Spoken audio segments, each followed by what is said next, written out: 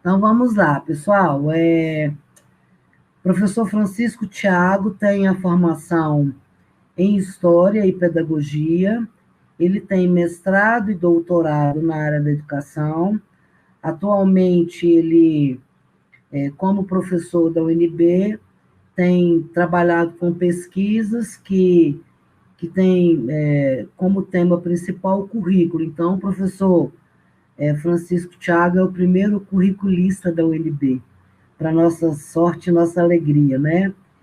E quero, de antemão, agradecer todos que estão nos presenteando, né?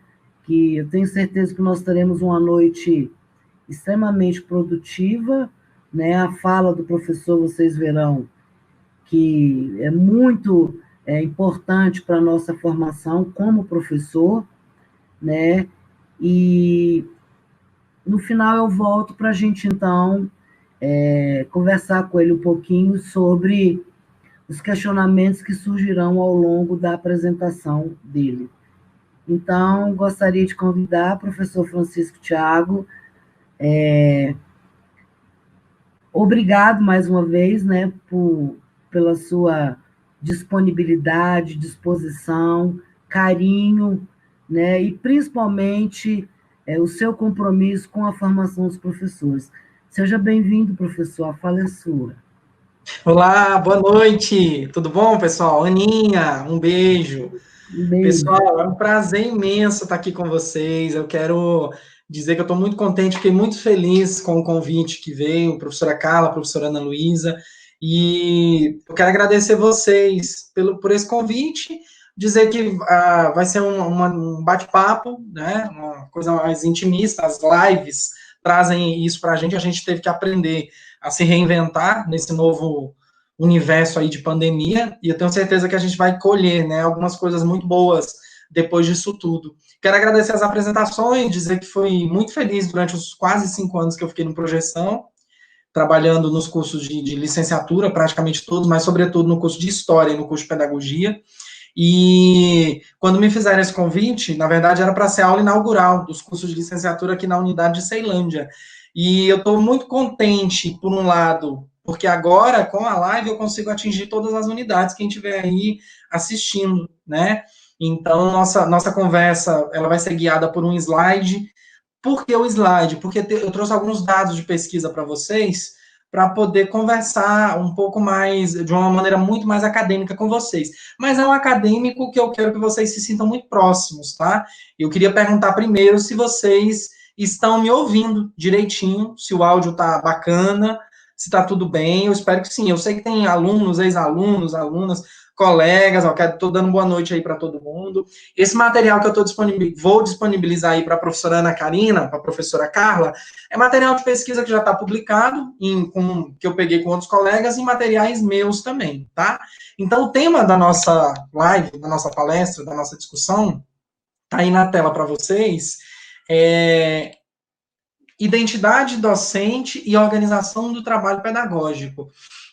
Então, eu vou buscar trazer para vocês as relações próximas que existem entre a importância de nos reconhecermos como professores e professoras e, ao mesmo tempo, que a gente consiga perceber qual é o meu papel no meio do que nós chamamos de OTP. A professora Ana Karina já explicou que a organização do trabalho pedagógico, a gente no cotidiano, a gente abrevia para OTP. Depois eu vou dizer um pouquinho mais sobre os elementos que compõem a OTP, tá certo, gente? Então, eu quero que vocês acompanhem comigo.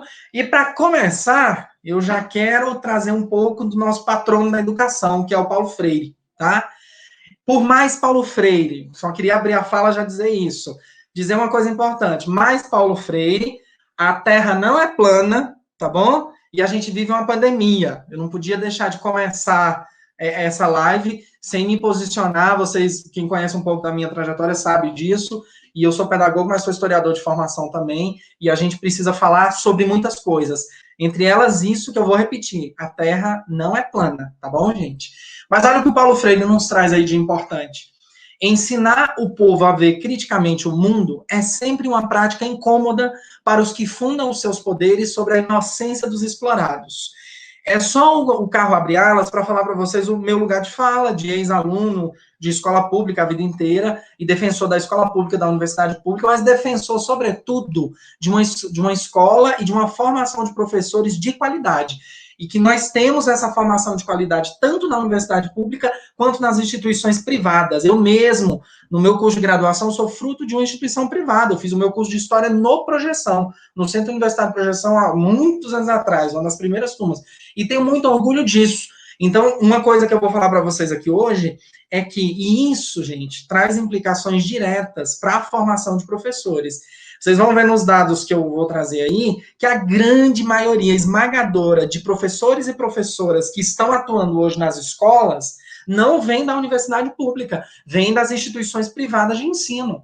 E mais do que nunca, por eu ter sido aluno de graduação de instituição privada, né, de ter sido professor durante quase 5 anos, professor e coordenador de curso, é que eu sei que eu que estou na universidade pública hoje federal, na UNB, não posso me furtar do diálogo e do debate de tudo que acontece nas instituições privadas de ensino, porque lá tem sim de qualidade também, tá? Então é só para deixar isso bem claro para vocês.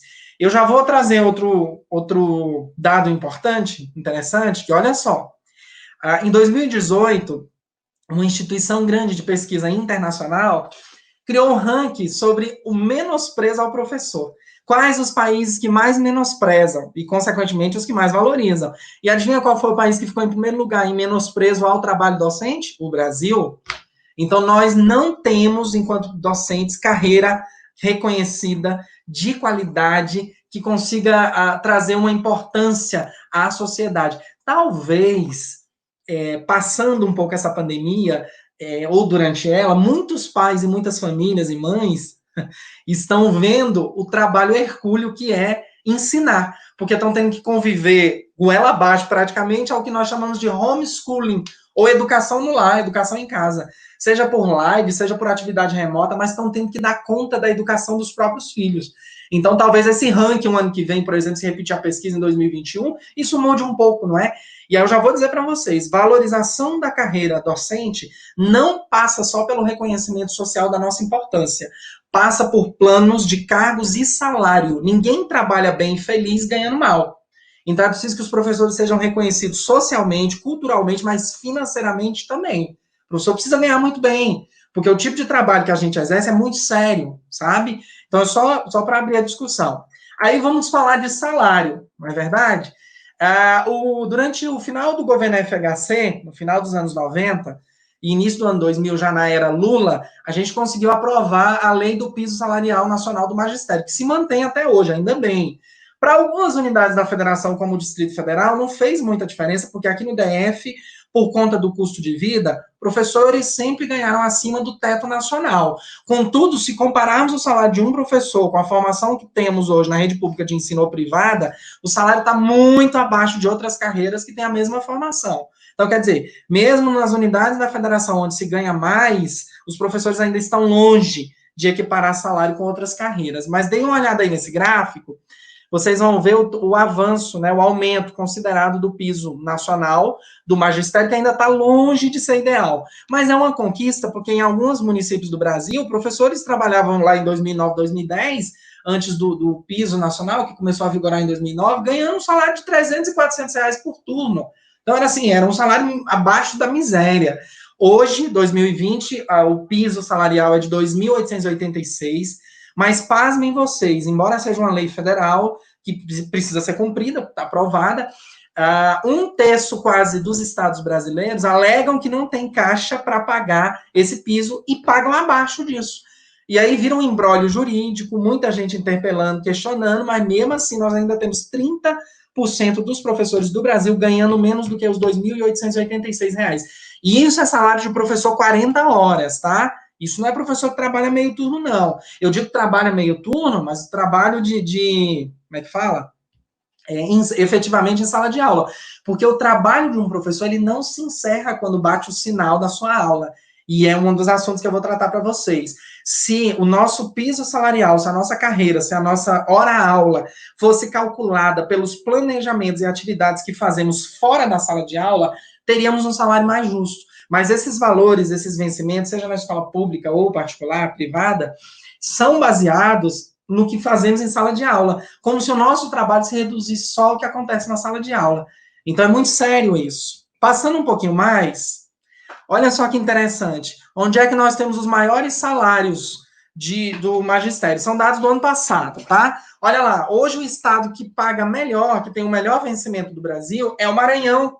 Não é mais o Distrito Federal. O Distrito Federal foi durante quase 10 anos aí, entre o ano 2000 e o ano de 2010, o DF pagava mais.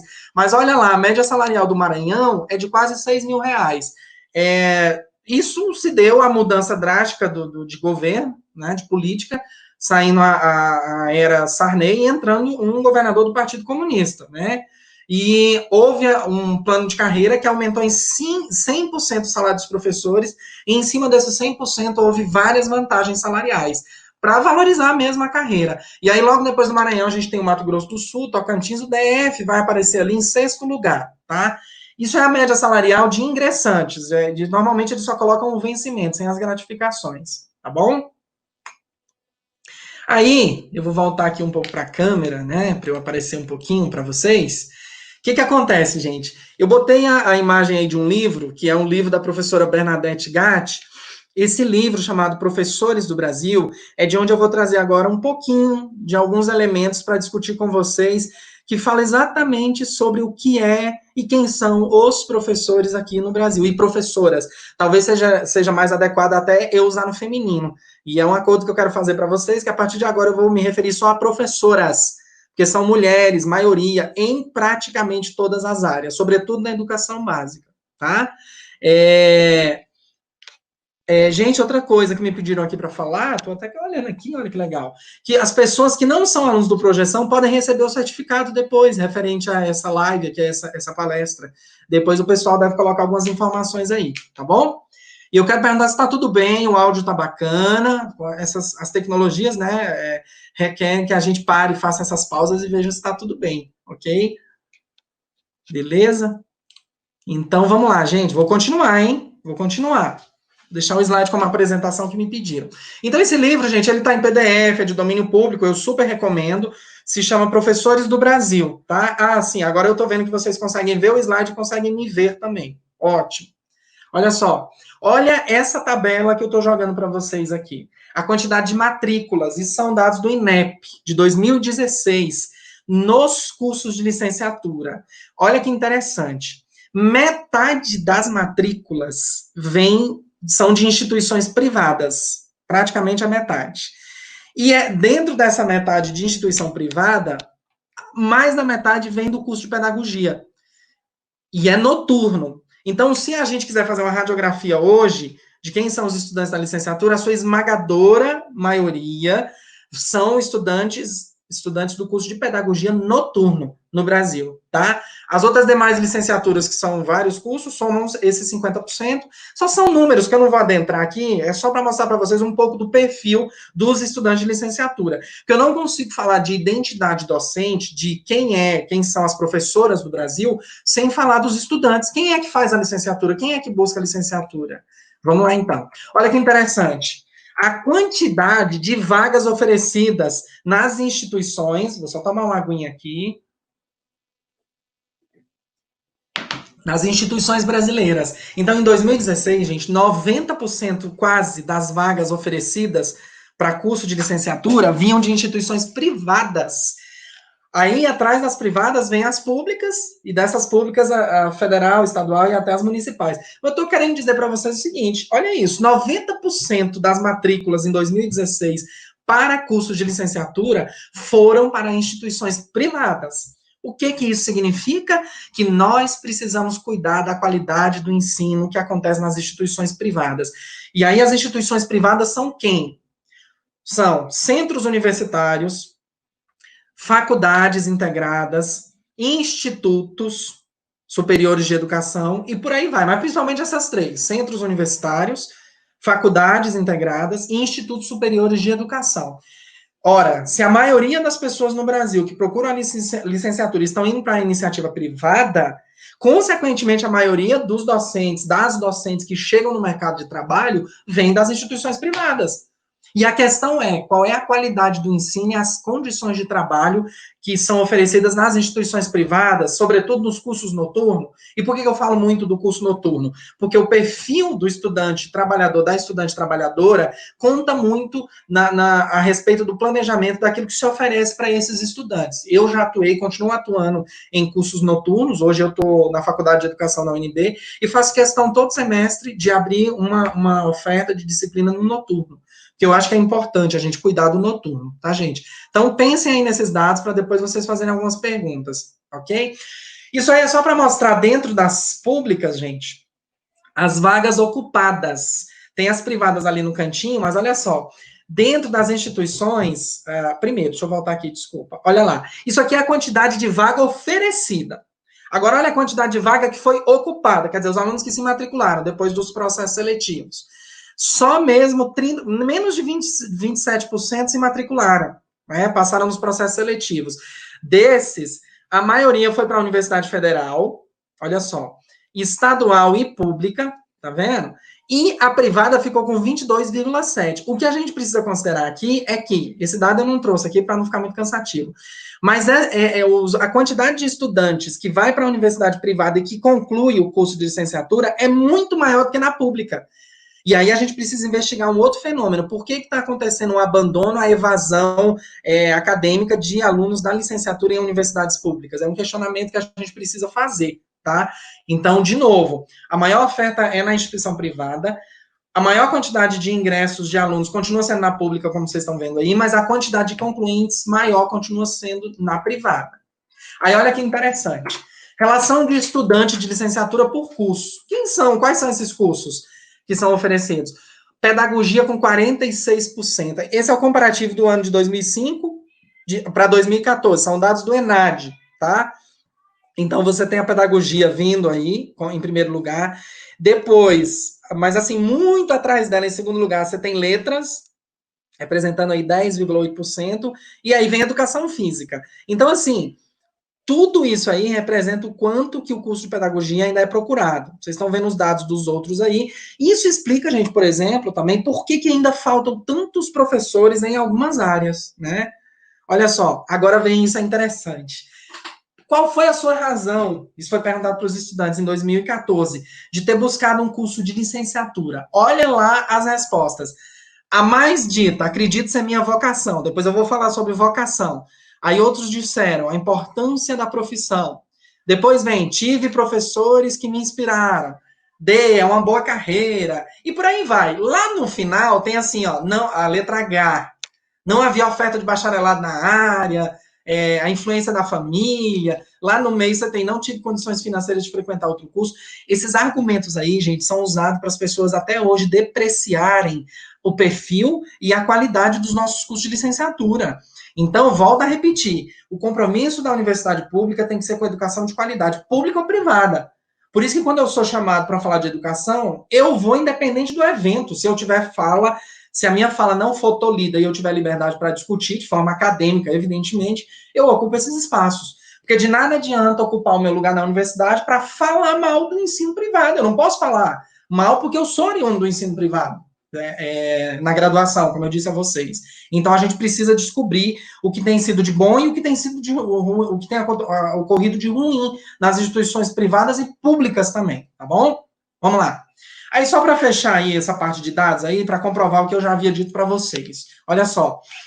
Agora, são dados do INEP de professores, em 2017, não são mais estudantes. Nós temos no Brasil hoje, gente, mais de 2 milhões de docentes atuando na educação básica. E na educação superior, 350 mil, em média, tá? A grande maioria em zona urbana, né? E uma pequena parte na zona rural, ok? A maioria são mulheres, a faixa etária de 30 a 39 anos, né? Os homens são minoria, ok?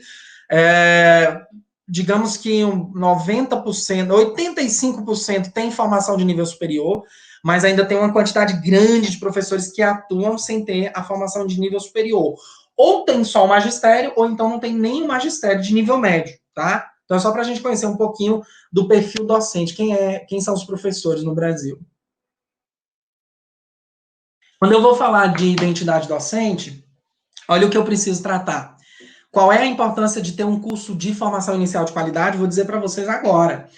Por melhor que seja uma pós-graduação lato sensu, uma especialização, um mestrado e um doutorado, nenhuma dessas formações, após a graduação, supre as carências e as dificuldades ou as lacunas que ficarem na graduação. Então, você aprende a ser professor de diploma, com diploma, na graduação. E a gente não pode compactuar e concordar só com a ideia de que, veja só, vocês vão escutar muito isso por aí, já até escutam às vezes nos cursos de vocês. Ah, mas eu aprendi a ser professor na prática. Isso é muito perigoso. Porque se a gente admitir, gente, que o professor aprende a ser professor na prática, a gente não precisa ter curso superior, não precisa ter formação de qualidade no nível superior. Então, eu posso até admitir que algumas habilidades, algumas das competências para ser docente, eu vou adquirir ao longo do tempo com a experiência na carreira, o que é natural em toda profissão, tudo bem. Eu não posso dizer e afirmar que o bom professor é aquele que se forma na prática. Tem que tomar cuidado com isso. E os nossos cursos são acusados de serem ou muito teóricos ou muito práticos. Aqui eu vou citar um grande filósofo brasileiro, historiador da educação, que é o Demerval Saviani. Quem me conhece, me segue, sabe que é uma das referências para mim. E o Saviani fala que o nosso problema não é excesso de teoria, antes fosse que os nossos cursos tenham baixa teoria, mas o problema é a falta de relação que se estabelece entre teoria e prática. É estabelecer atividades que façam sentido para vocês, nas diferentes licenciaturas, e que tenha ligação direto, gente. Veja o que eu vou dizer para vocês.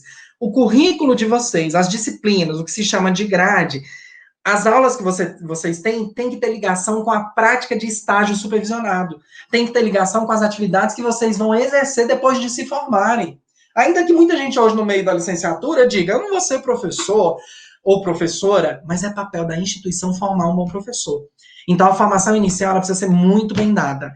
A cultura profissional, que é o segundo tópico, essa sim, ela só se adquire com a experiência. Mas veja só, se você não tiver uma formação de qualidade na formação inicial, você corre o risco de querer aprender com aquele professor dito mais experiente quando você chegar numa escola. Só que é um risco grande desse professor fazer errado há 20, 30 anos e você vai repetir o erro. Então é importante a aquisição de conceitos, de categorias de análise, de referencial teórico e prático na graduação. É muito importante, tá?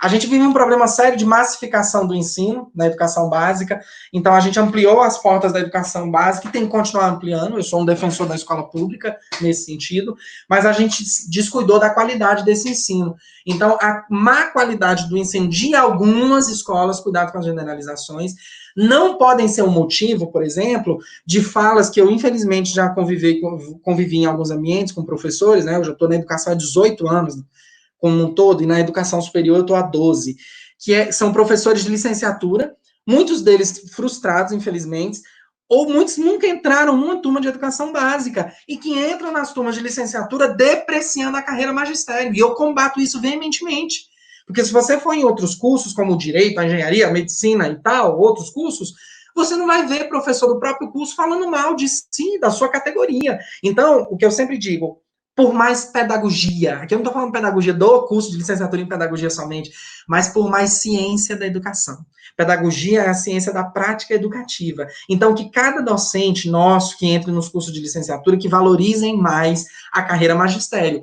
E eu sou um defensor disso, e quem foi meu aluno, minha aluna, sabe o tanto que eu valorizo o magistério, valorizo quem decide se tornar professor. Tem uma coisa muito séria, que foi o processo de feminização da profissão. Vou explicar isso. O Estado brasileiro, por assim dizer, Estado entre aspas, lá na colônia, depois do Brasil colônia, depois dos jesuítas, depois do Pombal, bem já no período imperial, quis contratar, deu preferência para as meninas, professoras. Por quê? Para valorizar as mulheres? Não. Para desvalorizar a carreira docente nesse sentido e, consequentemente, o papel da mulher. Por quê? As meninas faziam o curso magistério e para elas, gente, era uma benção, uma dádiva poder sair de casa para dar aula ou receber alunos na sua própria casa, porque no período, nós estamos falando de século XIX, você não tinha instituição escolar no Brasil ainda. Isso acontecia em volta das paróquias e por aí vai. O que acontece? Essas mulheres não recebiam salário e mesmo assim ficavam felizes, porque ofereciam uma educação de qualidade na medida do possível, e o Império Brasileiro não pagava esse salário. porque ela não precisava do salário, em tese, para sustentar a casa, porque já tinha o marido ou o pai, quando o pai permitia isso. Então, a feminização do magistério trouxe também a precarização da carreira magistério. E isso é muito sério, sabe? E hoje, se a gente não brigar por 3 coisas na formação de professores, a gente corre um risco muito grande de ser engolido por essas novas tecnologias, num sentido perverso da palavra, sabe? De substituir o papel do professor. Não é que a gente vai ser substituído por computador, não é nada disso, não. É reconhecer que, às vezes, um professor fazendo uma live ou um vídeo, ele atinge o Brasil inteiro. E a instituição paga o salário para um professor, à distância, sabe? Então, quem me conhece também sabe que eu sou um defensor ferrenho da educação presencial em cursos de licenciatura, quando a pessoa busca a primeira formação, tá? Então, eu falo muito disso. Mas deixa eu voltar nos 3 pontos. Do que nós precisamos brigar, né, lutar para que haja qualidade. Primeiro, as condições de trabalho e salário são 2 pontos. E brigar por formação continuada de qualidade, porque também, embora eu disse há pouco que a nossa formação inicial é importante, a gente nunca para de estudar, e a gente tem que ter condições de estudar, comprar livro, fazer curso depois que a gente está formado nesse país, é muito caro. Os estados, os municípios, as instituições públicas, privadas, as secretarias estaduais, municipais, privadas de ensino, tem que dar conta disso. Para um professor que trabalha, que se espera de que dê aula de qualidade, a formação tem que ser de qualidade. Então, veja só, o nosso reconhecimento, a nossa identidade docente só vem com esses 3 elementos. Condições de trabalho, formação continuada e salário. Aí a gente tem qualidade. Pessoal, tem gente aqui dizendo, eu estou aqui acompanhando, que não está conseguindo postar comentário no chat. Então, eu peço aí que Carla, Ana Karina, o Fabrício, o pessoal que dá o suporte, veja o que é isso aqui, que eu estou vendo aqui algumas pessoas dizendo que não estão conseguindo postar no chat, e eu quero abrir um espaço para dialogar com vocês. Mas vamos continuar, gente. Como é que tá o ritmo aí? Tá bom? Tá tranquilo? Preciso do feedback de vocês aí depois, tá? Rapidinho, um pouquinho de história, mas é bem rápido mesmo, de história da educação. Veja só. Professor começou na história da humanidade aqui no Ocidente, na Grécia Antiga, né, por aí, por assim dizer, você tinha um papel do preceptor. Essa imagem aí, gente, é do Aristóteles, sendo o preceptor do Alexandre, da Macedônia. Então, a ideia de ser professor, o amor à sabedoria, isso na Grécia, constituía o que se chamava de identidade docente. Quem eram os professores do mundo grego elitizado? De Atenas, sobretudo. Filósofos, sobretudo.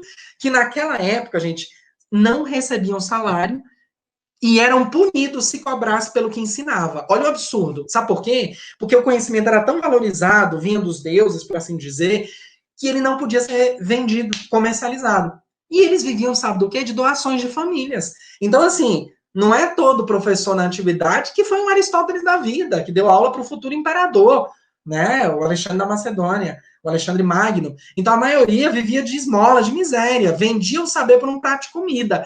É de lá que vem o desprestígio da nossa carreira também, resguardadas as proporções.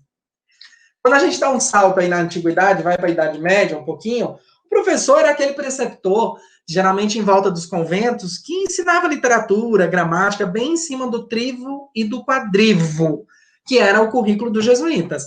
Então, veja só, se na antiguidade, vou voltar aqui, o papel do professor, a identidade dele era formar um futuro rei, um futuro bancário, um futuro guerreiro, na Idade Média, a educação para meninos e meninas era diferente, as meninas quase não tinham oportunidade, no máximo, ler, escrever, costurar, falar latim, em alguns conventos, mas a grande missão e identidade do professor, para dar aula nas elites europeias, dentro da Idade Média, era formar o cavaleiro. Formar o cavaleiro, né? Quando a gente dá um salto e sai da Idade Média, vai aí para o século XVI e XVII, a ciência renasce no movimento renascentista, né? Depois os iluministas, e a igreja, a fé, começa a perder um pouco de espaço nesse mundo de ser professor. E é interessante notar como a história é uma ciência que estuda a ruptura e continuidade da humanidade, e a origem do ser docente está ligado a deuses, semideuses e religiosidade, e hoje nós estamos em 2020, no Brasil, lutando para dizer para as pessoas que a Terra não é plana, porque há um grupo de fervor religioso muito grande, que tem influência no governo atual, que insiste em trazer algumas ideias que eram consideradas já batidas, vencidas. Então, vez ou outra, a gente tem esse embate entre ciência e religião, que é um embate absolutamente normal do ponto de vista acadêmico, mas que a gente não pode admitir é que pessoas que não tenham formação educacional acadêmica ditem e digam como é que o professor precisa trabalhar. Quem tem que falar de educação somos nós, é quem estuda, é quem pratica, é quem publica, é quem escreve, é quem é docente, não é a Xuxa nem o Alexandre Frota, ou a ministra Damares, aí tem que falar mesmo, né? Então, muito cuidado com isso. Essa imagem aí que representa o renascimento das ideias mostra um pouco da perda do poder da Igreja Católica, mas também a ascensão de um ensino protestante na Alemanha, com a Reforma Protestante, e uma educação voltada para a salvação humana do jeito católico, do jeito protestante na Europa, a reação dos jesuítas, a reação dos anglicanos, dos luteranos, e o surgimento de uma terceira vertente aí nessa briga entre católico e protestante, de um ensino laico, um ensino secular. E aí, veja só, para ser professor dentro do catolicismo, padre, ou clérigo não ordenado, como nós tivemos vários na Idade Média. Dentro dos estados, das monarquias nacionais protestantes, para ser professor, você precisava ter uma formação protestante forte. Mas para ser o professor desse ensino secular, você tinha que ser formado numa instituição, entre aspas, neutra, que não fosse nem católica nem protestante. Então começa a surgir aí no século XVI, século XVII, as primeiras tentativas de formar um professor mais ligado à ciência e menos ligado à religiosidade, tá? Quando a gente tem o advento da Revolução Francesa, você tem aí a necessidade muito importante, né, a queda da monarquia, a ascensão da república, do Estado liberal, de ter professores que transformem, veja só, o antigo súdito francês em um bom cidadão. Então, vem aí a identidade docente sendo construída para que a gente consiga, nas escolas, transformar esse antigo súdito da monarquia num cidadão. E foi papel dos primeiros professores no modelo de escola pública francesa, que foi trazido aqui para o Brasil, inclusive, de dar conta desse recado, tá? E aí a gente tem um pouquinho dessa imagem aí no iniciozinho ali da República, na República Velha, aqui no Brasil. Isso aí é uma escola da região sul do Brasil. As primeiras escolas que foram aparecendo, como a gente conhece no formato hoje, foram escolas religiosas aqui no Brasil, tá? Confessionais, e só depois de 1930, 34, na era Vargas, com a criação do MEC, é que você teve o fomento das primeiras escolas. E aí tem muita gente se perguntando por aí, e os primeiros cursos de formação de professores? A nossa fala aqui é sobre identidade docente. Pessoal, só depois dos anos 30, quando surgem os primeiros institutos de ciência da educação, os cursos de pedagogia. Antes, o que eu tinha? O magistério. E o magistério começou já com a vinda da família real, em 1808. Então, os primeiros professores foram formados ainda na primeira metade do século XIX, tá bom? E hoje, quais são os desafios de ser professor, né? Buscar a formação de qualidade, como eu disse, levantar aqueles 3 pontos que eu quero que fique na mente de vocês. Identidade docente e valorização passa por briga por condições de trabalho e de salário justos. Tem que caminhar. Não adianta me dar um vencimento enorme se eu não tiver condições de trabalho. E uma formação continuada de qualidade para lidar com novas tecnologias. Então, formação inicial e continuada. Então, de novo, os 3 pontos. Salário, condições de trabalho e formação de qualidade, tá?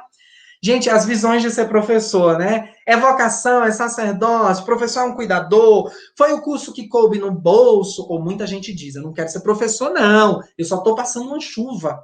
E depois de muitos anos você encontra essa pessoa de novo fazendo a mesma coisa. E olha, eu vou confessar a vocês que a quantidade de gente ocupando cadeiras do magistério que não gostam do que fazem, infelizmente, que não tem cabedal lexical, né? Quer dizer, que não tem formação para estar ali, e nem... Como é que eu vou explicar para vocês?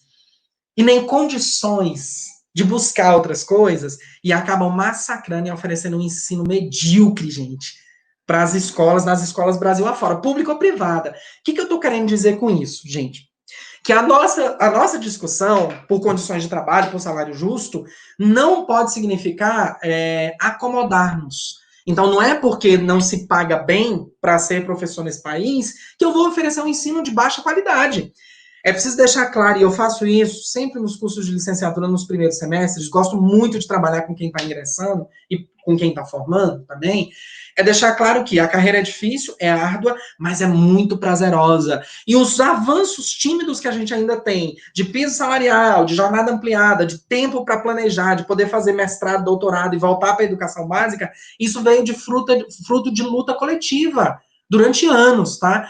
Muita gente também, para encerrar essa parte aí, ainda acha que o professor é aquele que sabe tudo, né? E na verdade não. Olha só, eu trouxe aí interessante, como é que você ingressa na carreira, como é a experiência de você entrar e assumir a sua primeira turma, né? A primeira sala de aula. E é muito interessante, porque no livro da Bernadette Gatti que eu citei, eu vou trazer só alguns comentários de professoras que ela investigou, né? São nome fictício. Olha rapidinho. Meu início de carreira foi, nossa, uma aprovação. Ou você fica ou você desiste. Nessa turma me dava vontade de chorar. E lá embaixo, Ana Lorena, você chega cheia de ideias, mas os demais, referindo-se às professoras mais antigas da escola, se acomodaram no tempo com aquelas ideias, com aquelas concepções, e aí começa a desvalorizar o professor que chega cheio de ideias, né? Ela veio da faculdade, ela é novinha. E eu vou dizer uma coisa para vocês, é muito séria.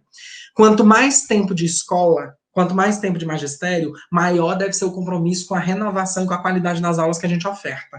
Por isso que a gente briga para que um professor não precise ficar 30 anos numa sala de aula para se aposentar. Para ele se aposentar lúcido, com saúde, valorizando e sendo valorizado toda a trajetória acadêmica e profissional que ele teve e oferecendo aula de qualidade. Porque a nossa profissão é uma profissão que, infelizmente, adoece muito. Adoece por falta de condições de trabalho, adoece por falta de reconhecimento na carreira, adoece por baixo salário, por tudo isso, tá? Então, quero dizer para vocês o seguinte, não desanimem e não vá com um pensamento muito pessimista e não se deixe engolir por aquelas pessoas que, por algum motivo, estejam frustradas na carreira, tá? Quem quer inovar, quem quer chegar chegando, deve respeitar, evidentemente, quem já está lá, mas isso não significa que você deve obediência cega a uma pessoa porque ela é um dia mais antiga do que você, ou que se formou antes, ou que está ali naquela escola há muitos anos, tá? Então precisa haver um respeito mútuo, mas você precisa considerar que você veio para mudar aquele local, a gente precisa acreditar muito nisso, tá? Aí, o que dizem os teóricos? O que faz parte da identidade profissional do professor? Desculpa, eu vou tomar só uma água aqui, porque a gente vai falando, né, e tá muito seco. Aproveitar para mostrar essa canequinha personalizada e fazer propaganda do meu canal no YouTube, hein? Ok? Vocês olhem aí, porque eu pedi para os meninos colocarem prosa acadêmica e café com prosa acadêmica. Busquem lá. E depois eu quero disponibilizar esse vídeo lá também. Mas vamos lá. Identidade profissional, né? O que configura a identidade profissional? Primeiro, contexto sociopolítico. A escola, ela não é um alienígena dentro do planeta Terra, ali, ou dentro da sociedade. O que acontece fora da escola vai para dentro da escola, e o professor precisa saber lidar com essas questões, né? É um espaço de construção de como ser e estar na profissão. Identidade docente também é o papel do professor e o estatuto de ser professor. A gente lida com vidas, com emoções, com sentimentos, né? Ser docente significa ter formação profissional para isso. Então, nós não podemos aceitar a ideia de que qualquer um pode ser professor. Não pode, tá? Então, tudo isso faz parte da identidade profissional do professor. Agora, veja só. Por que a importância da OTP? Primeiro, o que é a OTP? Organização do Trabalho Pedagógico. São os 3 elementos que formam o trabalho docente. Currículo é a forma de organizar o conhecimento, é como o conhecimento, o conteúdo está estruturado. O professor tem que saber lidar com isso, tem que selecionar conteúdos, projetos. Didática tem a ver com a prática de ensino, com a metodologia, com as escolhas corretas. Aquela turma aprende melhor com vídeo, com imagem, com música. E a avaliação, que precisa ser coerente com as escolhas do currículo e com as escolhas da didática. Então, o tripé da educação, a base da formação docente, são esses 3 elementos: currículo, didática e avaliação. E eu brigo muito para que a formação de professores na graduação, nas faculdades, nas universidades, não traga um excesso de teoria descolado da escola, porque veja só, o que existe de curso superior onde o aluno quer fazer licenciatura, aluna, e não quer ir para a escola. E esse processo tem um nome, é desescolarização da escola. Isso é um absurdo. Outros autores já trataram disso, vários, né? Então, não tem sentido você ir, por exemplo, para um curso de medicina, onde tem estudante de medicina que não quer ir para um pronto-socorro. E tem estudantes dos cursos de licenciatura que não querem ir para a escola. Mas eu não pretendo atuar na escola. Veja só. Se você conseguir adentrar numa instituição de ensino público ou privado, uma escola, e lidar com as questões que estão lá, você dá conta de levar o magistério como profissão em qualquer espaço. Vou dar um exemplo aqui da pedagogia. Você hoje tem mais de 50 campos possíveis de atuação para um pedagogo ou uma pedagoga. De pedagogia hospitalar, a pedagogia empresarial, a pedagogia dos movimentos sociais, a pedagogia das tecnologias. E você chega com isso em vários outros espaços. Contudo, você precisa valorizar o seu espaço de estágio supervisionado, de atividades pedagógicas, enquanto está na graduação, dentro das escolas. Isso é fundamental. Aí, o que você pode encontrar dentro das escolas, tá? Condições de trabalho precária, violência escolar, desestrutura socioemocional dos estudantes da família, situações de assédio moral, escola pública ou privada que realiza um trabalho pedagógico de ponta, participação ou não da família nas decisões da escola. O que eu estou querendo dizer para vocês? Não quero que vocês desanimem ou fiquem com a imagem de uma escola, principalmente a pública, onde tudo dá errado, onde não tem planejamento e onde não dá certo. Isso não é verdade. Nós temos escolas de referência e várias instituições de ensino que se reinventam todos os dias para oferecer o melhor ensino de qualidade possível. Como eu tenho também escola privada onde o ensino é de péssima qualidade. Então, não mirem pelos exemplos anteriores de outras pessoas, viva a tua experiência enquanto você está se formando professor, tá? Não fique só pela narrativa de alguém, ok? Agora, esse slide aí não é para assustar vocês, não. É só para não enganá-los e enganá-las e para que vocês, desde a formação inicial, briguem pela carreira magistério e pela valorização do professor e da professora no Brasil. Olha um pouquinho das atividades que vocês vão ter que realizar, tá? Planejar aulas. Aí, para planejar aulas, você tem que observar a Constituição, o ECA, o PCN, a BNCC. Aí você vai ter que fazer o PPP da escola, ajudar a construir os planos de ensino, os planos de curso, os planos de aula, selecionar conteúdo objetivo, dar conta da apostila, do livro didático, das tecnologias, da ferramenta que chega, elaborar as provas, relacionar planejamento com, que é o currículo, com a didática e a avaliação. Além disso tudo, participar de reuniões administrativas e pedagógicas, locais ou de outras instâncias, escolher livro didático, organizar reuniões de pais, responsabilizar-se pela disciplina da turma, isso quando não tem nenhuma escola militarizada, que é um outro assunto. Resguardar os registros administrativos, diários e boletins, aplicar avaliação externa de larga escala, às vezes corrigir, participar de passeios escolares, planejar feiras, simpósios, festas e outros eventos da escola, acionar o Conselho Tutelar, o Ministério Público em alguns casos, repor aula em caso de greve ou em caso de paralisação. Nós somos a única carreira que precisamos repor aula, na verdade, refazer o trabalho que foi deixado de ser oferecido por algum motivo. Aí muita gente está olhando, caramba, desisti de ser professor. Não, pelo contrário. Vocês não podem ser enganados e enganadas, mas dizer para vocês da valorização e da importância de cada disciplina que é ministrada na graduação para vocês. E como a gente não dá conta disso tudo na graduação, e a graduação nem tem que dar conta de tudo, mas ela precisa ser uma base, um alicerce muito forte, por isso a importância de brigar por formação continuada de qualidade. Identidade docente só se faz com formação inicial de qualidade, formação inicial e continuada de qualidade, acrescida de salário justo e condições de trabalho justas, viu, gente? Então, isso é só para relacionar o tema da minha fala, eu já estou acabando, que é a identidade docente e a organização do trabalho pedagógico. Mas uma identidade profissional se constrói a partir da significação social da profissão, da revisão constante dos significados sociais da profissão, da revisão das tradições. Quem diz isso é uma grande referência para nós da educação, professora da USP, professora Selma Garrido Pimenta. E a Selma, ela vai dizer o seguinte nessa fala: olha, eu só valorizo o professor, sendo professor ou professora, se eu me reconhecer como docente na profissão. E mais, se eu reconhecer que, embora eu tenha feito o curso, às vezes, porque foi o que coube no bolso ou o que era o possível, isso não significa que eu tenho que assinar um atestado de incompetência e de mediocridade. Eu preciso buscar crescimento na carreira, eu preciso valorizar. Eu sempre digo uma coisa nas minhas aulas, e quem foi minha aluna, meu aluno vai lembrar disso.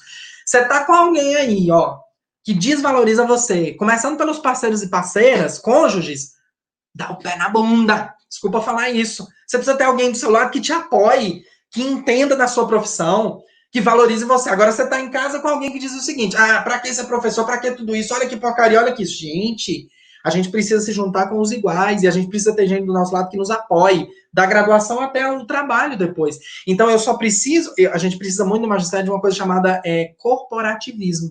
O que é corporativismo? Que a gente se junte mais, tenhamos um pensamento coletivo, que a gente pare de falar mal um do outro. Porque no grupo social, na profissão, quando a gente se une, a gente consegue atingir muito mais coisas e muito mais pessoas, tá? Tá bom? Aí eu comecei com Paulo Freire e vou fechar com Paulo Freire, né? Por mais Paulo Freire, gente. Ó. Abre aspas. A gente se forma como educador permanentemente na prática e na reflexão sobre a prática. Essa fala dele, da pedagogia do oprimido, é fantástica. Por quê? O que ele vai dizer? Eu preciso de um curso de graduação, de licenciatura de qualidade, que não abandone a prática, porque eu estou formando alguém para dar aula, então a escola precisa estar presente nas disciplinas, nos momentos, mas eu também preciso ter tempo para refletir sobre o que eu faço e o que eu fiz. Daí a importância de teoria. Daí a importância de entender, por exemplo, num curso de história, por que são importantes as escolas historiográficas, por que eu posso fazer uma leitura do momento atual a partir de uma história positivista, de uma história dos análises, da nova história, ou vamos lá para a pedagogia, por que é importante conhecer os níveis da psicogênese da Emília Ferreiro? Porque eu preciso entender por que o aluno escreve formiguinha, escrevendo letra pequena, e elefante colocando 3 letras grandes. Isso se chama realismo nominal. Então, a Emília Ferreiro vai explicar isso para te ajudar a elaborar a atividade para que o aluno saia de uma fase para outra na alfabetização. Isso é reflexão sobre a prática. Isso é magistério de qualidade. São cursos, são atuações nossas que nunca abandonam teoria e prática, caminham juntas. Tudo bem? Então, de novo, identidade docente está relacionada aos 3 elementos que eu elenquei. Melhores salários, melhores condições de trabalho e cursos de formação inicial e continuada de qualidade. Gente, eu vou mostrar para vocês as referências dos autores, tá? E eu vou passando aqui agora, vou fazer propaganda dos meus livros. Uns já esgotaram, outros vocês encontram por aí, tá?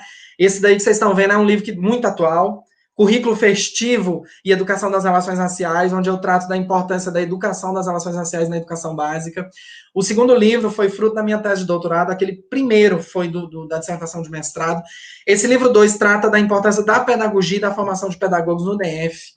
Esse outro livro trata das novas narrativas para o currículo, então, currículo, narrativa e diversidade. Esse aqui foi lançado esse ano ainda. O que é um currículo integrado? O que é formação integrada? O que é eixo estruturante na formação de professores?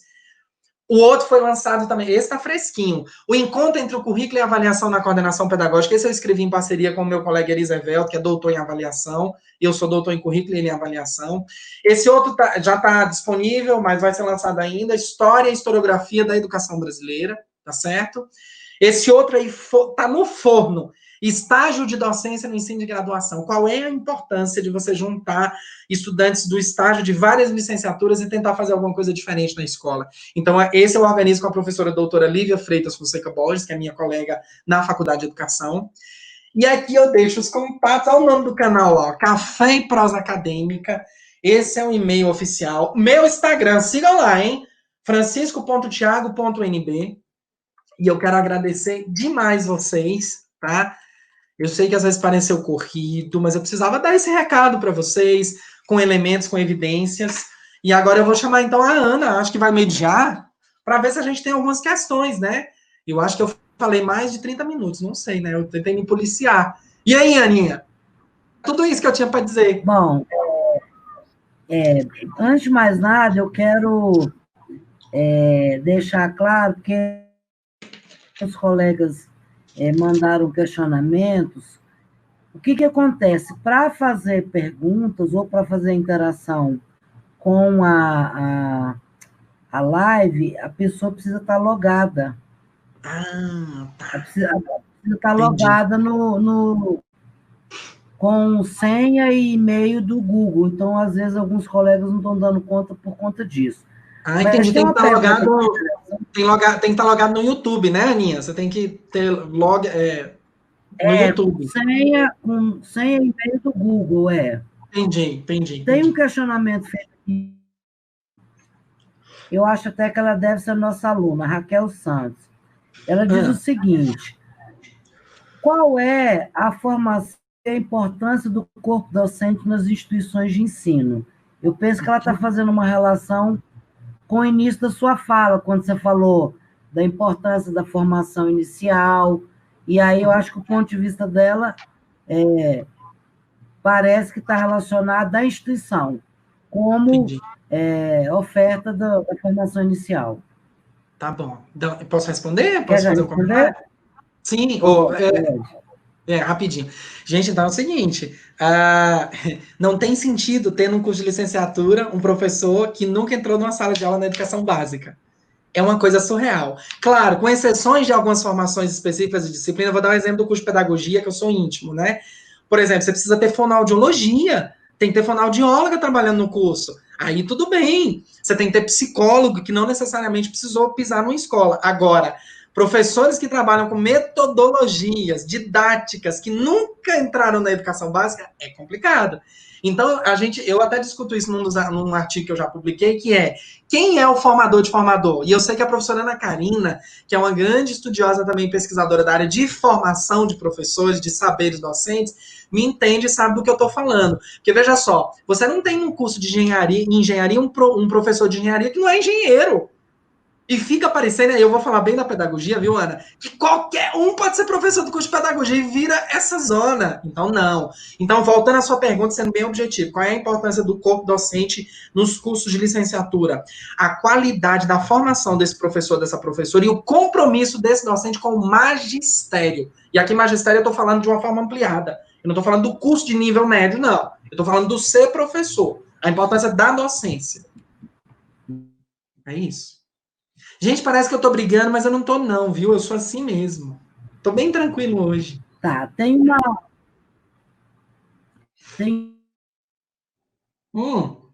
Aninha, quero agradecer o público aqui, ó. Passamos dos 200 aí, muita gente assistindo. Depois eu vou compartilhar esse vídeo também no canal. Muito bacana. Obrigado, viu, gente? Vamos lá. Acho que congelou a imagem da Ana. Travou. Ela tá dizendo que travou aqui, gente. Eu não sei se vocês estão me ouvindo. Porque a nossa live tá chegando a 1 hora, né? Já, desde o começo. Ó, acho que a professora Carla vai entrar para ajudar a mediar o debate aí, viu, gente? Acho que caiu a professora Ana Karina. Isso aqui equivale naqueles momentos presenciais, nos momentos de interrupção por algum motivo. Professora Carla! Olá, Tiago! Muito obrigada pela sua fala. Eu espero que tenha... Com certeza. Eu vou me ater agora às perguntas que a Ana já tinha separado aqui para a gente. Depois eu faço os devidos agradecimentos pela sua presença no canal, tá? Até a Ana retornar. Ela retornando, ela retoma aqui. Tá bom, tranquilo. Beleza. Então, aqui, a Márcia Leal, ela perguntou de que maneira a formação docente foi impactada durante esse período da pandemia e que novas perspectivas curriculares podemos discutir na OTP após a pandemia e sugestões. Ótimo. Essa pergunta é muito boa. E eu, na verdade, já respondi numa live que eu fiz há uns dias para trás, e já está disponível no meu canal e está no meu IGTV do Instagram, foi quando eu fiz a defesa do chamado currículo de transição. Então, mas assim, sendo bem objetivo, quais os impactos disso para a formação de professores? Nós vamos ter que nos reinventar. E nos reinventar no sentido de dizer que nós não somos mercadoria e não podemos ser substituídos por tecnologias e mediações. O que está acontecendo hoje nas casas dos brasileiros e brasileiras e nas nossas casas não é educação à distância, precisa entender isso, porque a educação à distância, ela tem uma estrutura muito própria, tem legislação própria, nós estamos tentando trabalhar com atividades remotas complementares, que estão configuradas à distância, mas não é EAD. Agora, que reflexões curriculares que a gente tem que tomar para imediatamente, para depois dessa pandemia, no segundo semestre, acredito eu, ao novo normal, digamos assim, é que a gente precisa juntar aquilo que é considerado essencial, não mínimo, mas o que é essencial para um estudante aprender naquele ano série, juntar com o tempo disponível que a gente tem, e nós vamos ter que nos valer dessas ferramentas tecnológicas. E é a hora do bom professor do ensino presencial se envolver com o ensino à distância, não vai ter jeito. Então, é buscar essas soluções. Isso vai sair publicado num texto agora da revista da Universidade Federal do Amazonas, que é um artigo meu, tem 10 páginas, bem objetivo, sobre o que é o currículo de transição. Tiago, a Michele Guerreiro também pergunta o seguinte, quais os aspectos da pedagogia que devem ser ressaltados para os docentes do ensino superior na realidade que vivemos, por ser tão presente o analfabetismo funcional? Isso é muito importante. Primeira coisa, primeiro aspecto. Falou da pedagogia, eu vou responder como pedagogo agora que sou. Primeiro, admitir que o curso de pedagogia é um curso que forma para além do processo de alfabetização de crianças e jovens e adultos. Ainda que o curso de licenciatura fosse só isso, já ia ser muito complexo. Então, admitir outra coisa importante, que pedagogia é uma ciência, é a ciência da prática educativa. Se é ciência, produz conhecimento. Então, o dia que a gente tiver esse pensamento, não único, mas uniforme, no corpo docente de um curso de pedagogia, a valorização do magistério e da docência, nós vamos ter aulas de qualidade, sabe, cara? Eu acho que falta muito isso, essa valorização da pedagogia enquanto ciência da educação. Tiago, o Davi Azevedo pergunta como o docente pode estar sempre motivado a inovar pedagogicamente para não ficar estagnado com o tempo? Olha só, isso passa pelos 3 pilares da identidade docente que eu tratei. Ninguém consegue inovar e ter vontade de inovar se tiver um salário miserável. Ninguém consegue inovar se não tiver estímulo das chefias imediatas. Ninguém consegue inovar se não tiver condições de trabalho.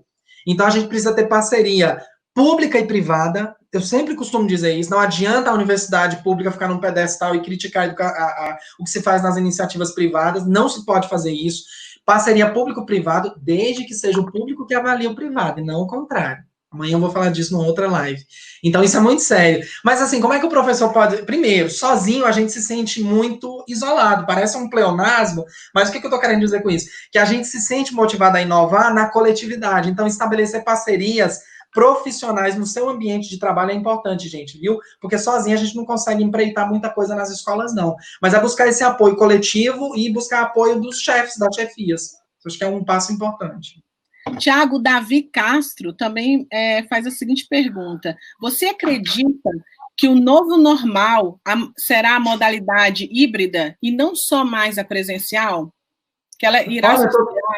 Sim. Eu estou torcendo para que não seja, não, viu? Eu estou torcendo para que a gente, nesse novo normal, eu estou falando isso não de uma perspectiva imediatista. É óbvio que para esse ano letivo que resta, para esses semestres letivos, vai ser a saída que nós vamos ter. Com um país que está morrendo mais de 1.500 pessoas por dia. Embora o Ministério da Saúde diga que não, tem mais de 1.500 brasileiros oficialmente morrendo por dia. Nós estamos na curva ascendente que está parecendo uma estrela, um cometa.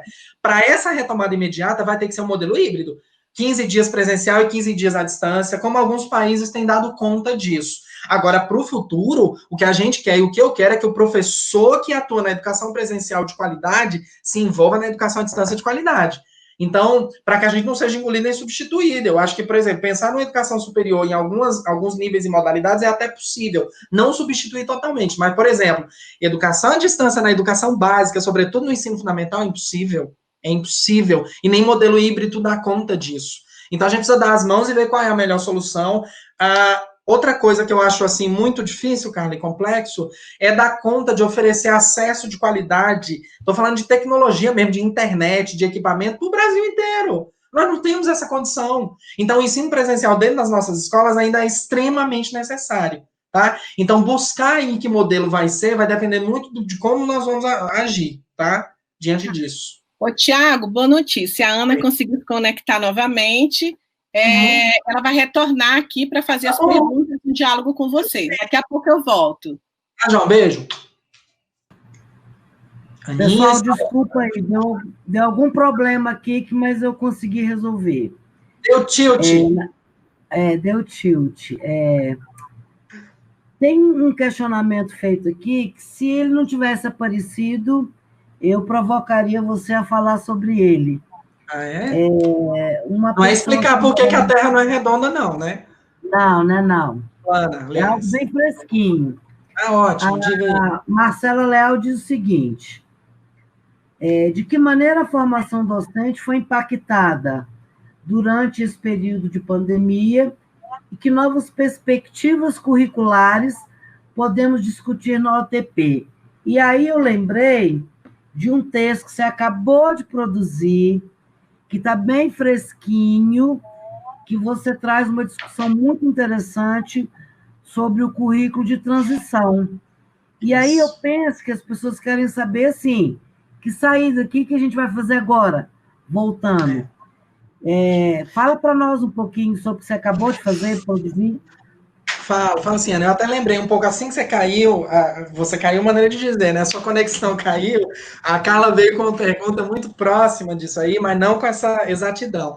Gente, primeiro os impactos que a pandemia, essa situação de trabalho remoto trouxe para nós, professores e professoras. Nós não éramos acostumados e não estamos acostumados a promover educação, sobretudo na educação básica, com trabalho remoto. E isso é muito sério. Isso é muito sério. Os cursos não preparam isso. Então, eu penso que um modelo híbrido, que é educação presencial e educação à distância, ele não pode ser mais desconsiderado apenas. Não dá mais para dizer que a educação à distância não tem qualidade, porque a gente sabe que tem, e que o ensino presencial está carregado de virtude. Não é o caso. Bom senso tem que imperar. Eu vou te dar um exemplo aqui. Aqueles locais, aqueles espaços onde as novas tecnologias de acesso não chegam, não há que se falar em ensino híbrido. Tem que garantir um ensino presencial de qualidade, com docente, professor e aluno ali. Não vai ter jeito. Aí muita gente vai dizer, mas e a pandemia? Gente, a pandemia vai acabar, como acabou em 1918 a chamada gripe espanhola, entre aspas. Então, isso vai acabar. Se vai ser esse ano ainda? Não sei, é um mistério com essas políticas aí que estão sendo feitas. Mas resgatar essa coisa do que é essencial ser aprendido, dar uma enxugada nesse excesso de conteúdo dos currículos. Não é trazer de volta aquele fantasma do currículo mínimo, não é isso. É o que eu chamo, e o que eu chamei nessa publicação de currículo de transição. O texto já está disponível, eu coloquei online, mas ele vai sair na revista da Federal do Amazonas, Ana. Então vai ser publicado, eu vou disponibilizar. E nesse artigo eu venho discutindo algumas saídas e soluções. Uma das primeiras é, o que nós podemos fazer para garantir que a educação chegue para todo mundo? Se não tem ensino remoto para alguns, a atividade vai ter que chegar impressa. Se não tem condições de assistir aula todos os dias, que faça 15 dias presencial, 15 dias remoto. Foi o que eu falei. Remoto para quem tem tecnologia em casa, mas remoto para também quem não tem, que ele recebe o papel impresso, higienizado, que seja. Então, o mais importante é que as instituições de ensino, mesmo com as dificuldades, têm que se adaptar aos alunos, e não o contrário. Estou falando de educação básica. Essa perversidade de dizer que os estudantes e as famílias têm que dar conta de tudo, não é verdade. Então, há um papel muito grande da escola, e a escola precisa ter suporte para dar conta de oferecer uma educação de qualidade. O que não dá para a gente abrir mão é de educação de qualidade, com pandemia, sem pandemia, seja à distância, seja presencial. Isso passa pela formação de professores. Então, certamente, os cursos de licenciatura vão ter que rever algumas disciplinas, vão ter que inserir muito mais forte essa coisa das novas tecnologias, das TICs, da qualidade, da importância de lidar. A didática vai ter que se reinventar muito. Estou falando como professor que sou de didática também. Mas, assim, é um desafio. Está aí posto e é um desafio. Ok? É isso mesmo. Tem um outro questionamento feito aqui, que embora a colega tenha colocado uma relação muito estreita com crianças, eu penso que deve ser uma situação muito parecida para quem também atua no ensino superior. Ela diz assim, como que você acha que os professores devem se preparar para lidar com as emoções das crianças nesse contexto da pandemia e pós-pandemia com o retorno às aulas? Essa pergunta é muito boa, viu? Não importa o público que você atenda, se você seja professor da creche ou professor do doutorado, não importa. Primeira coisa é você, docente, ter saúde mental, porque nós também fomos atingidos.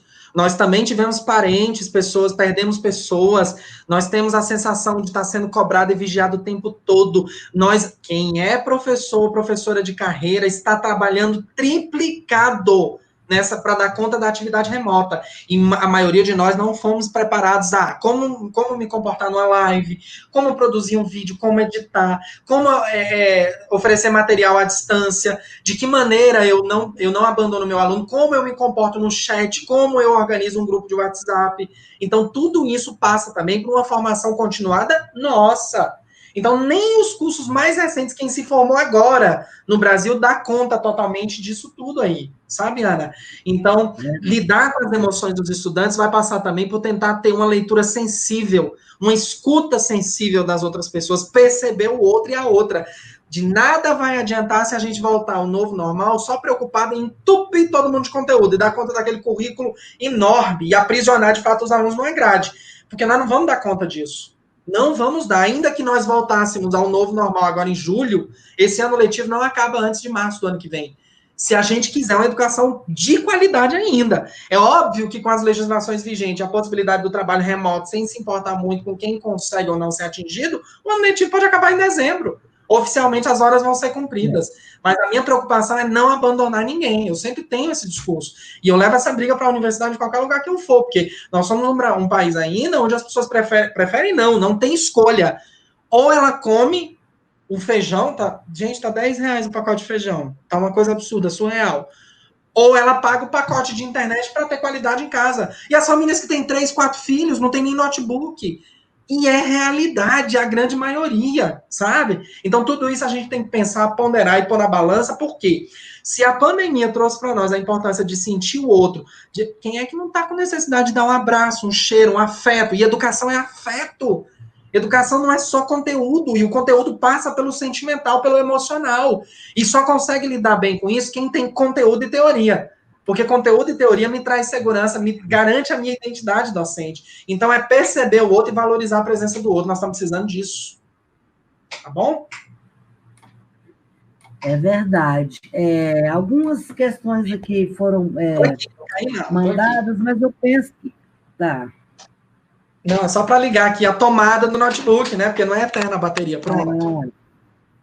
Alguns questionamentos foram feitos, mas eu acho que a sua fala acabou respondendo muito.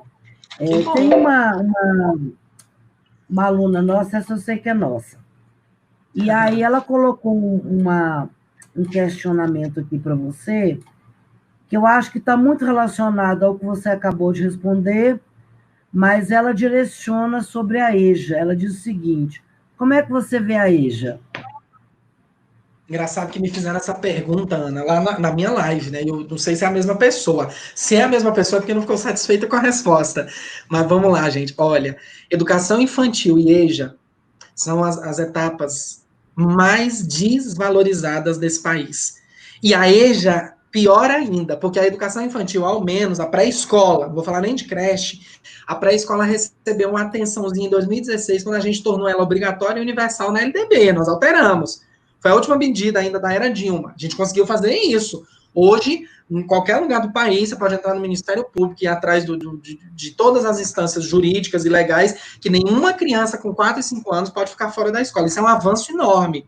Agora, a EJA é uma realidade complexa, porque o público da EJA são pessoas que têm a necessidade gigantesca de ter proximidade com o ambiente escolar e buscaram a escola justamente porque não tiveram oportunidade na idade correta, entre aspas. Então, como é que eu vejo a EJA? Vamos ter que reinventar. Nós vamos ter que reinventar formas de trabalhar. O mercado de trabalho vai ser reinventado também. Os currículos para a formação da EJA. A educação de jovens e adultos não pode ser abandonada no currículo do curso de pedagogia. E eu sei que você, coordenadora do curso de pedagogia, tem essa preocupação, sabe? Porque alfabetizar uma criança requer uma didática específica. Alfabetizar um jovem, um adulto, é outra metodologia, é outra OTP, sabe? Então, nós vamos ter que reinventar tudo isso. E para além da educação infantil ou da EJA ou do ensino médio, uma pergunta que a gente tem sempre que se fazer enquanto docente é: quem é o sujeito que eu estou tentando ensinar? Como é que eu vou falar, por exemplo, de ensino médio, Ana, se eu não estudar a juventude? Porque quem está no ensino médio é a juventude. Então, se eu não entender de juventude, eu não entendo de ensino médio. Da mesma forma, se eu não entender de infância, eu não posso estar preparado para ir para a escola. E se eu não entender do universo, sobretudo do estudante, da estudante trabalhadora da EJA, eu vou ter problemas. Então, é compreender quem são esses estudantes. Perfeito, maravilhoso. Eu quero... alguém mais, se quiser fazer algum questionamento, eu vou fazer uma fala aqui, tentando relacionar... A nossa live passou dos 200, hein? E já passou de 1 hora. Que coisa boa, que bom. Feliz.